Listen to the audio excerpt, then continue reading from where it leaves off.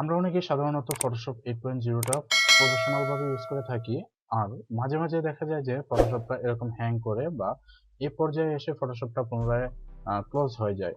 তো আমাদেরকে আমরা যদি পুনরায় আবার ফটোশপ রিইনস্টল করি বা পুনরায় আবার সেট আপ দিই, তাহলে কিন্তু দেখা যায় যে ফটোশপটা এই প্রবলেমটা করে। তো আমাদেরকে তার জন্য বেছে নিতে হয় পুনরায় কনফিগার, অর্থাৎ পুনরায় ওএস দিতে হয়, কম্পিউটার পুনরায় সেট আপ দিতে হয়। তো এই সমস্যার জন্য আমি আপনাদেরকে একটা খুব সিম্পল একটা সলিউশন দেখাবো, যাতে 1 মিনিটের ভিতরে আমরা এই সলিউশনটা পেতে পারি। তো বন্ধুরা, চলুন কথা না বাড়িয়ে আমরা কাজে চলে যাই। তো প্রথমে আপনি যেভাবে ফটোশপটা ছিল এটা তো ক্লোজ করে দিবেনই। তারপরে আপনাকে যেটা করতে হবে, মাই কম্পিউটার চলে যাবেন। ওকে, ওপেন করলাম। সেখান থেকে আপনাকে প্রথমে যেটা করতে হবে, কম্পিউটার যে হাইড ফাইলগুলো থাকে সেই ফাইলগুলোকে আগে শো করাতে হবে। তার জন্য যদি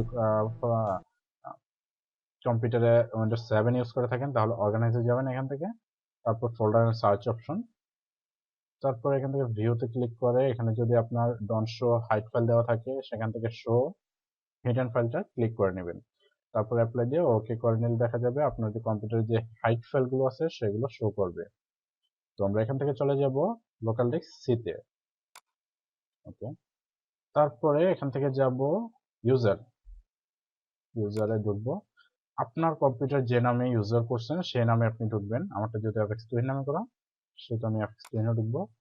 তারপর এখান থেকে একদম আপনি দেখতে পাবেন যে অ্যাপস ডাটা নামে একটা অপশন পাবেন, সেটাতে ঢুকবেন। তারপর হচ্ছে রোমিং এ ঢুকবেন। এখান থেকে ঢুকতে হবে আপনাকে অ্যাডোবি। তারপরে আমরা ঢুকবো হচ্ছে ফটোশপ। ওকে, ফটোশপে ঢুকলাম। তারপরে ঢুকবো আমরা 8.0 আর 8.0 মি, দুটো অপশন দেওয়া হচ্ছে, সেটাতে আমরা ঢুকবো 8.0 মিতে। ওকে, নিজে ঢোকার পরে ফটোশপ সিএস সেটিং। ওকে, এখানে হচ্ছে মূল কাজটা। এখানে একটা অপশন দেখতে পাবেন আপনারা, নিউ ডক সাইজ।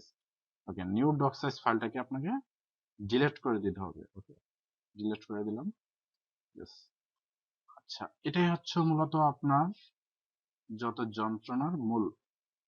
ওকে, তো এখন ক্লোজ করে দিয়ে পুনরায় আপনি আপনার ফটোশপ চালু করুন।